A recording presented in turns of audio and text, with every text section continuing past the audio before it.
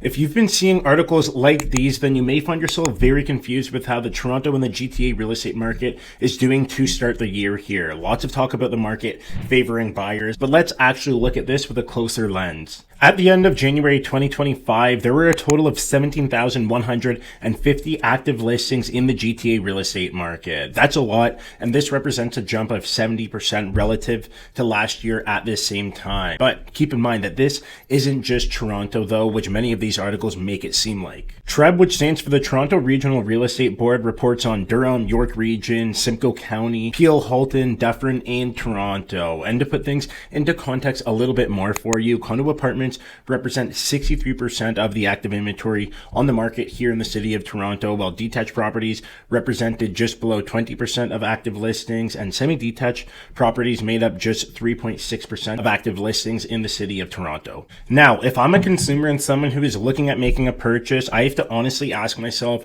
where am I trying to enter the market? If the answer is in the condo segment, then yes, it's a buyer's market here. You have 63% of all active listings in the city of Toronto here, and 8.18 months of inventory in downtown Toronto alone. So you can find yourself a deal here in many cases. But if I'm looking at buying a semi-detached property in Toronto, there's only 3.6% of active listings here and an inventory rate of 2 months. This means seller's market with a lot of properties selling, having offer dates, and in multiple offers. I know that I harp on these points a lot, but really make sure that you're reading beyond the headline. Welcome back to the channel. My name is Trey Folks, and I help people buy, sell, invest, and rent here in the city of Toronto. Today, I'm diving into the latest market update brought to you by TREB. We've briefly gone over some quick stats, but we're going to take a look at prices, sales, inventory rates, sale to list price ratio, which is a good one, days on market, and then we'll also see which sections of the market are moving. If you have any questions or would like to connect, please feel free to give me a shout by using that first link down in the description below and pick a time that suits you. Let's start with home prices. TREB's forecast for 2025 is that the average selling price of a home in the GTA will hit about $1.147 million by the end of the year. And keep in mind that this is for all asset classes combined. That's a modest increase of about 2.6% over the entire year for 2025 when we compare it to the entire year of 2024. The interesting part here is that the price growth will be more pronounced for single family homes like your semis and your detached houses where there's less inventory, but condos are expected to be pretty flat over the course of the year since there's a healthy supply of them on the market that we just looked at. Now, let's examine each asset class on its own, starting with detached properties. These represented almost 25% of all active sales in Toronto for January 2025, and they had an average sale price of $1.57 million.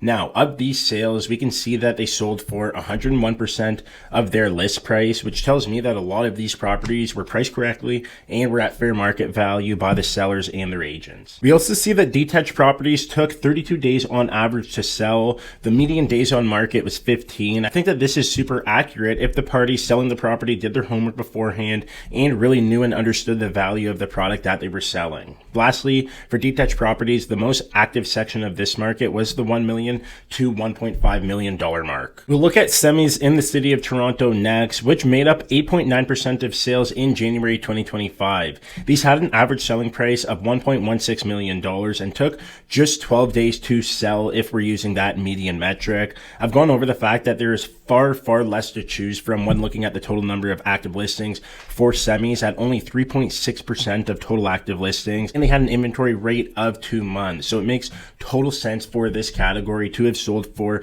106% of the list price. The most active part of this market was $900K to $1.5 million, so a pretty large range there. Next up is townhouses. These represented just 2.7% of total sales in Toronto and had an average selling price of $1.139 million. Median price here was $1.055 million. These also performed pretty well and sold for 102% of their list price, which is solid. Median days on market is 17, with average going up to 32 days. And last category for prices, we'll look at the condo segment of the market. Of the total sales volume in Toronto for January 2025, 53% were from condo apartments. These had an average selling price of $714K, with median being at $615K, and it took anywhere from 35 days to 43 days to sell a unit here. These didn't sell above asking and came in at 98% of what they were listed for on average. The bulk of the condo sales occurred in the $500,000 to $700,000 range, which is also very typical. The condo market continues to be tricky with so many investors trying to sell their units. Of the available listings on the market right now for sale, 26% of spaces are owner occupied, which is fine. 22% are tenanted. It's much harder to sell a tenanted property, and depending on where the tenant is in their lease, it could take you a while to move this type of unit, and the other 52% of units are vacant. This tells me that investors likely opted to sell their unit versus getting another tenant in there and are leaving the places empty until they're sold, which also leads me to another thought. The inventory for condos remain very high right now since a lot of them are the micro style condos that nobody wants. So it's going to be really hard to sell the condo if the quality of the inventory isn't what the consumer or an end user really wants. Looking at home sales, according to Treb, 2025 is shaping up to be a pretty solid year for transactions, despite us having somewhat of a slower start here in January 2025 with only 3,847 sales to take place. This number is down about 8% relative to last year, but up 24% when we compare it to 2023, when there was still quite a bit of uncertainty in the market with rising interest rates and all of that stuff. Treb also forecasts that we'll finish off the year with 76,000 home sales, and if this happens, that will mean that the GTA will have seen a 12.4% increase compared to the level of sales last year. If you've been following the market closely, you'll know that interest rates have started to come down a bit, and that's easing pressure on potential buyers. As we approach the 2025 spring market in the next month or so, it's expected that this will prompt more people to come off of the sidelines and to make a move, especially with more homes available to choose from right now. In keeping with the topic of supply, there's a big conversation going on right now about how to address the housing shortage in Toronto. With all of these active listings, it doesn't look like we have a shortage on paper, but we do have a shortage in the product that people actually want and strive to have, which is single-family units. President of Treb emphasized the need to focus on housing diversity and the development of what's called missing middle housing. So think townhouses, duplexes, or low-rise multi-unit buildings. These types of homes can make housing more accessible and attainable for individuals and families who are priced out of the larger single-family home market, especially in larger, more populated cities. That's a wrap on the January 2025 market report. If you found this video helpful, please don't forget to like, comment, and subscribe for more updates on the Toronto housing market. And if you have any questions at all, or if you're considering making a move in the market, please feel free to reach out to me. Thank you so much for watching, and remember to trust the process and to always fall in love with your journey.